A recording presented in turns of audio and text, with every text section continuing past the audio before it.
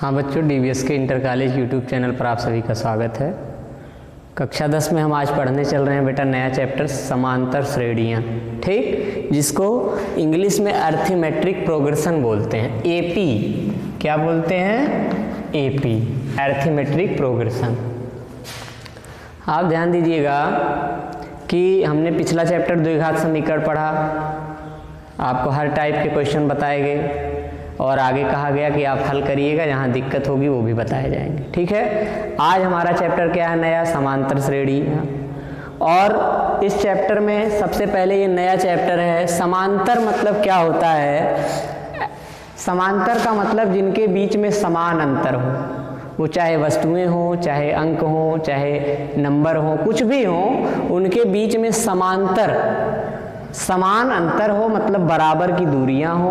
और श्रेणियां मतलब जो एक श्रेणी में खड़े हो, जैसे 1 2 3 4 5 ... आपको पता है, इसी को समांतर श्रेणी कहते हैं। यही समांतर श्रेणी में कारण क्या है? 1 और 2 के बीच में 1 का अंतर है, 2 और 3 के बीच में 1 का अंतर, 3 और 4 के बीच में 1 का अंतर, तो 1 का अंतर है और एक श्रेणी से चल रहा है ये। ऐसा नहीं है कभी 1 के बाद 3 आया हो, फिर 4, फिर 6, ऐसा नहीं है। 1 के बाद 2 आया, 2 के बाद 3 आया, 3 के बाद 4, यही हमारी समांतर श्रेणी कहलाती है, ठीक है। तो यहाँ हमें पता है कि पहला पद 1 है, दूसरा 2 है। अगर मान लिया जाए कि पहला पद a हो, माना जाए कि मान लिया जाए पहला पद a, ठीक, तो अब समांतर श्रेणी क्या बनेगी बेटा? आप जानते हैं कि अंतर को क्या कहते हैं? डिफरेंस। यानी अगर प्रथम पद a हो किसी श्रेणी का प्रथम पद a हो और सार्वांतर d हो, तो आपको पता होना चाहिए कि हमें एक श्रेणी मिल जाती है a plus d, a plus 2d, a plus 3d और a, इसी तरह डॉट, ठीक। ये आपकी एक श्रेणी मिल गई। अब ये श्रेणी क्यों है? ध्यान दीजिए, जैसे देखिए 1 में 1 जुड़ने पर 2 आया, और वो जो 1 जुड़ रहा है, 2 में 1 जुड़ने पर 3 आया, 3 में फिर 1 जुड़ने पर 4 आया। वो 1 क्या है? वो 1 बेटा 2 में से 1 घटाएंगे तो 1 आएगा, 3 में से 2 घटाएंगे तो 1 आएगा, यानी बीच का अंतर है जो यहाँ दिया गया कि बता दिया गया। माना प्रथम पद a है और सर्वांतर क्या है? d। तो जो अंतर है वही जुड़ेगा, यानी a में d जुड़ा, फिर a प्लस d में भी d जुड़ा, फिर a प्लस 2d में भी d जुड़ा, तो हमारा इसी तरह एक सीरीज बन गई। अब ध्यान दीजिएगा कि अगर देखा जाए कि पहले पद में कितना a है? 1 a है। d कितना है बेटा? 0 d है, एको d नहीं है, यानी 0 d अगर लिख दें तो किसी को कोई आपत्ति तो नहीं होनी चाहिए। दूसरे पद में क्या है? a तो सब में वही है, एक ही। d कितना है? 1 है, यानी पद दूसरा तो d कितने? 1। तीसरे पद में कितने d हैं? 2 d हैं, यानी पद तीसरा तो d 2, यानी जो पद है d की संख्या उससे 1 क्या है? कम है। तो अगर इसी तरह हम आगे चलें, पहला पद, दूसरा पद, तीसरा पद, चौथा पद, पांचवा पद, छठवां पद, सातवां पद, और कभी मान लीजिए हमको निकालना हो nवां पद इस श्रेणी का, तो आपको पता होना चाहिए कि a सब में रहेगा, a प्लस हो जाएगा। nवां पद है, यानी जो पद होगा उससे 1 कम d होगा। जैसे चौथे में 3d था, 1 कम, तो nवें पद में कितने d होंगे? n से 1 कम, यानी n ऋण 1d। बात हमारी समझ में आ रही होगी, हमें उम्मीद है आपको समझ में आ होगी। और यही हमारा फार्मूला हो गया। किसी समांतर श्रेणी का nवां पद, यानी इसी को an भी लिख सकते हैं, tn भी लिख सकते हैं, या हिंदी में nवां पद लिख सकते हैं, तो इसका सूत्र हमको प्राप्त हो गया a plus n minus 1 into कितना? d। बात आ रही समझ में? A plus n minus one into d. ठीक, कोई दिक्कत यहाँ आपको नहीं होनी चाहिए। मान लिया जाए कोई श्रेणी है, कोई समांतर श्रेणी है जिसका पहला पद जो है, पहला वो ए है, दूसरा पद आपका ए प्लस डी यानी सर्वांतर डी लेने पर, तीसरा ए प्लस टू डी, चौथा ए प्लस थ्री डी यानी पद से डी की जो संख्या है वो एक कम है। इसी तरह एनवां पद जो होगा वो ए प्लस एन माइनस वन यानी एन से एक कम यानी एन ऋण एक, तो एन माइनस वन डी आपका यही फार्मूला हो गया।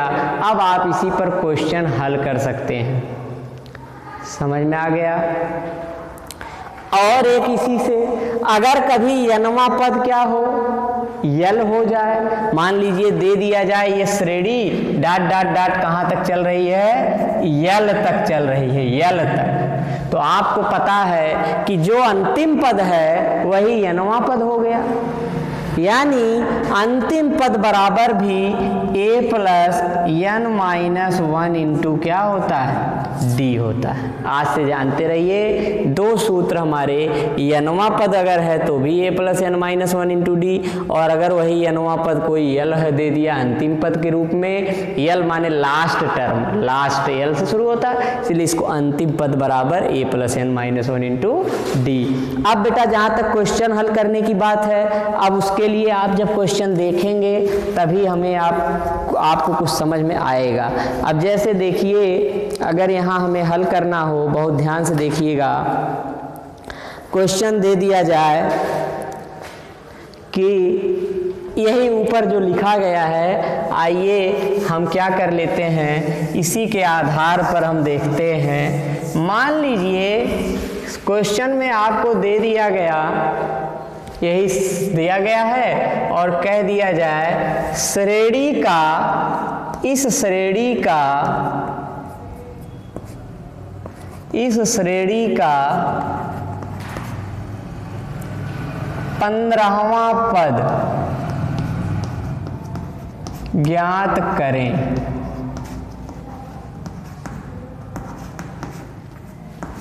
कौन सा पद? 15वां। यानी अगर ऐसे ऐसे चलेंगे तो 15वीं संख्या क्या आएगी, अगर ये निकालना हो तो आप क्या करेंगे बेटा, इस श्रेणी का पहला पद क्या है, ए कितना है, एक, अंतर कितना है, सर्वांतर, डी बराबर कितना है, 2 माइनस 1 बराबर आ रहा। कौन सा पद पूछा है, 15वां, एनवां की जगह पे अब क्या है, 15वां, यानी 15वां पद बराबर कितना होगा, देखिए यही हमको निकालना है। आपका एनवां पद का सूत्र अभी था कि एनवां पद का सूत्र क्या होता है, ए धन एन, यहाँ था तो एन ऋण 1 गुणे डी। अब जब 15वां पद निकालेंगे तो 15वां पद बराबर ए का मतलब 1 धन n माइनस 1, यानी यहाँ 15 है तो 15 माइनस 1 गुणे d का मान कितना है, 1, यानी बेटा 1 धन 14 गुणे 1 धन 14 बराबर क्या आएगा, यानी इस श्रेणी का 15वां पद क्या होगा, 15 होगा। आप भी जान रहे हैं ये सिंपल सा क्वेश्चन है कि 1 2 3 4 5 6 तो 15वें स्थान पे 15 आएगा ना।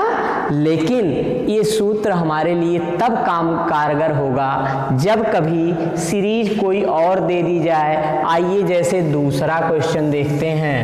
आइए बेटा, आपको सिर्फ समझाने के लिए कुछ उदाहरण पहले लिए जा रहे हैं। मान लीजिए एक क्वेश्चन दे दिया जाए 2 4 6 8 10 और ऐसे ऐसे का,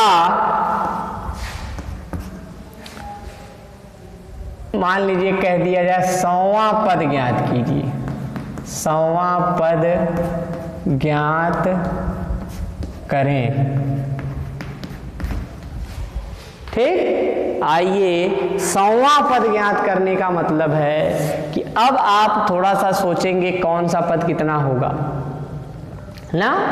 अब इसके लिए कितना बढ़िया है, a बराबर 2, d बराबर निकाल लेंगे 4 ऋण 2 माने 2, ठीक है। n कितना है 100, तो आपका देखिए 100वां पद बराबर 100वां पद बराबर a माने 2 धन n माइनस 1 यानी 100 ऋण 1 गुणे d का मतलब 2 बराबर 2 धन 99 गुणे 2 धन 198। 100वां पद हमारा क्या आएगा बेटा 200। आ रही बात समझ में? यही अगर आपको समझ में आ गया तो आपको जरा सा भी दिक्कत की ज़रूरत नहीं है, आपको आराम से समांतर श्रेणी के सारे क्वेश्चन हल करने पर आएंगे। ठीक, अब आइए हम आपकी किताब से कुछ क्वेश्चन देख लेते हैं। ये तो आपको उदाहरण के तौर पे बता दिया गया। अब जैसे दिया गया है निम्न सूत्रों से परिभाषित अनुक्रम के पहले 3 पदों को लिखिए।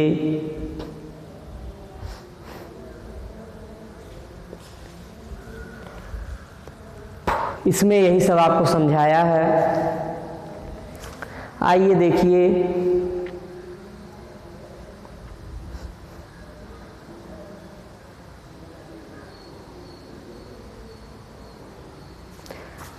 चलिए एक उदाहरण देखते हैं। दिया है निम्न सूत्रों से परिभाषित अनुक्रम के पहले 3 पदों को लिखिए। पहले 3 पदों को, 3 पद लिखने हैं। आपको दे दिया गया है an बराबर, ध्यान दीजिए एग्जाम्पल नंबर 1 है an बराबर पहले का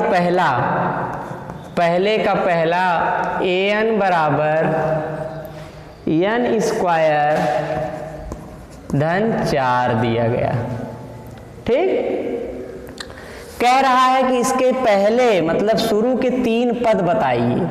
तो आप क्या करेंगे, n बराबर 1 2 3 रखने पर 3 पद कब निकलेंगे, जब n का मान अलग अलग रखा जाए। कौन कौन रखा जाए, 1 2 3। आइए बेटा देखते हैं। n के जगह पर 1 रखने पर 1 का वर्ग धन 4 बराबर 1 धन 4 यानी क्या आ जाएगा आपका 5। a2 बराबर क्या आएगा 2 का वर्ग धन 4 बराबर 2 दूनी 4 धन 4 बराबर क्या आ जाएगा 8। a3 यानी n का मान 3 रखने पर 3 का वर्ग धन 4 बराबर 9 धन 4 यानी क्या आएगा 13। अब देखिए कह रहा इस श्रेणी के 3 पद ज्ञात करना था। 3 पद कौन कौन आया, 5 8 13 आया। कोई बच्चा कह सकता है कि सर ये तो समांतर श्रेणी में नहीं है। कारण क्या है, 8 में से 5 घटाने 3 आएगा, लेकिन 13 में से 8 घटाने पर 5 आ रहा है। हाँ बेटा बिल्कुल सही, जो बच्चा समझ रहा है ये समांतर श्रेणी में नहीं है। क्या है ये, केवल एक श्रेणी है ना कि समांतर, क्योंकि अंतर जो है वो समान नहीं है, इसलिए समांतर श्रेणी में नहीं हो सकती। तो आपको यहाँ समांतर श्रेणी कहा भी नहीं था, उसने कहा था इस सूत्र के द्वारा अनुक्रम के पहले 3 पद केवल पूछा था, उसने ये नहीं कहा कि समांतर श्रेणी में होंगे। तो आपको जरा सा कंफ्यूज होने की इसमें ज़रूरत नहीं है, क्योंकि उसने समांतर कहा ही नहीं है। ठीक, तो ऐसे अगर क्वेश्चन दिए हैं, फिर जैसे दिया है इसमें भी 3 पद निकालना है। an बराबर इसी का थर्ड वाला an बराबर तीसरा इसी का an बराबर दिया गया है n क्यूब ऋण 6n स्क्वायर ऋण 6n स्क्वायर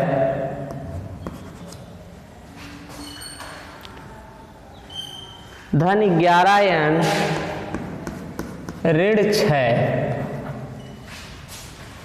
अब यहाँ भी वही पूछ रहा है n का 3 मान, 3 श्रेणी का, तो आप n बराबर 1 2 3 रखने पर यानी a1 बराबर 1 का क्यूब ऋण 6 गुणे 1 का वर्ग धन 11 गुणे 1 ऋण 6 बराबर, ध्यान दीजिए 1 का क्यूब 1 ऋण 1 का वर्ग 1 6 के 6 ऋण 6 धन 11 और ऋण 6, 11 1 12 और ऋण 6 यानी 12 ऋण 12 बराबर आ जाएगा 0 के।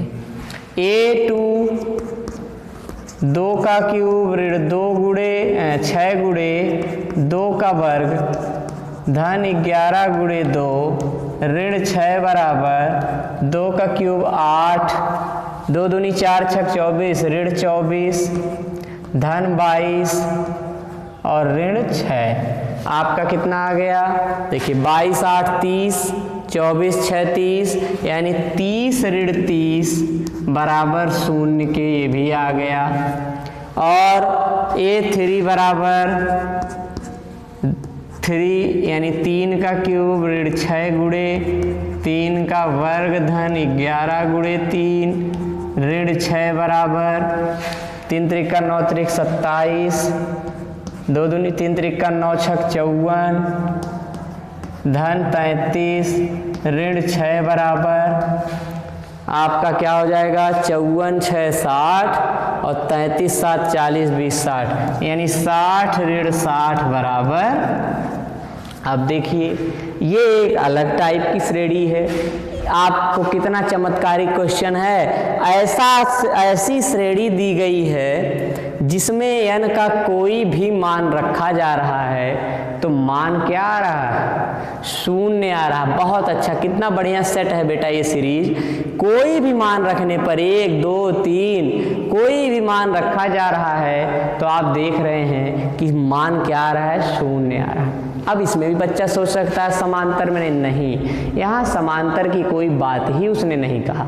उसने सिर्फ आपसे क्या पूछा है कि श्रेणी का 3 पद बताइए, तो वो 3 पद क्या क्या हैं 0 0 0 आ रहा है, यही है। आगे इसी तरीके से क्वेश्चन आपको मिलेंगे एकदम आराम से, इसीलिए बता रहा हूँ, आप धीरे धीरे करके समझ जाएंगे। आज बेटा लगाएंगे जब घर पर। अब आगे फिर क्वेश्चन इसी टाइप के कहाँ हैं, जैसे n धन 9 बटे n ऋण 5। दूसरा क्वेश्चन n, ध्यान दीजिए,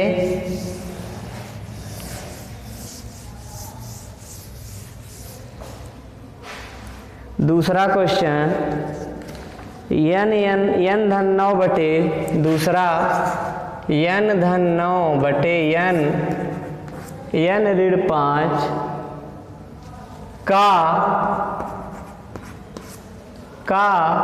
9वां तथा 18वां पद ज्ञात कीजिए। 9वां तथा 18वां पद ज्ञात करिए। आइए बेटा 9वां पद ज्ञात करने का मतलब 9वां पद,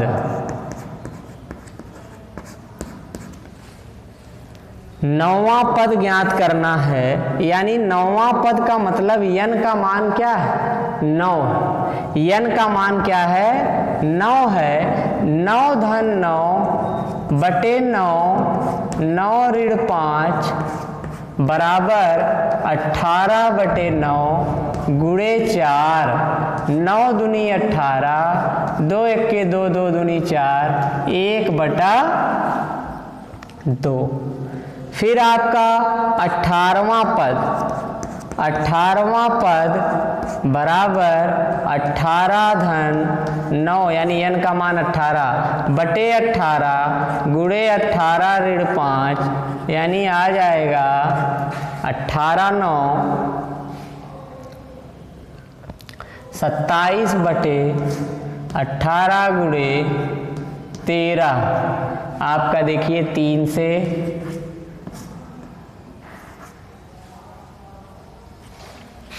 ना, 3 9 27, 3 6 18, फिर कटेगा 3 दूनी 6, 3 तिरिका 9, यानी 3/26। यानी इस क्या लिखा था, ये लिखा था इसका n(9/n(n)9) का इस अनुक्रम का 9वां पद 1/2 होगा और 18वां पद आपका कितना होगा बेटा, 3/26। ठीक, तो अभी इस एक्सरसाइज में आपके सारे क्वेश्चन इसी टाइप के मिलेंगे और फिर इसी तरह धीरे धीरे जब आप आगे बढ़ेंगे तो आपको उन टाइप के क्वेश्चन मिलेंगे जो मैंने अभी आपको बताया है। तो आप आज के लिए क्या करेंगे, यही होमवर्क है। आज पहली एक्सरसाइज में उदाहरण में जो देखेंगे, पहली एक्सरसाइज के क्वेश्चन लगाएंगे, जहाँ दिक्कत होगी वहाँ हम कल समझाएंगे। और आपको बता दे रहे हैं ये चैप्टर भी आपके एग्ज़ाम की दृष्टि से बहुत ही इम्पॉर्टेंट है, तो मेहनत करेंगे तो लेकिन समझ में भी आएगा। आप लगाते रहिए। बहुत बहुत धन्यवाद, मेहनत करते रहिए। ठीक है, बहुत बहुत धन्यवाद।